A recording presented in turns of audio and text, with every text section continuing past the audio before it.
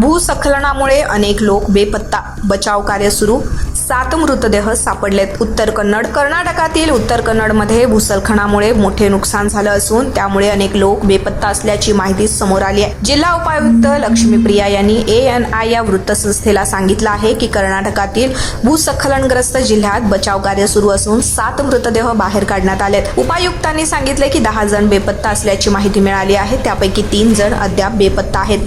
NDRF team, NH team, navy, coast guard, अग्निशमन सेवा, स्थानिक पोलीस सर्वजण मदत कार्यात गुंतले आहेत.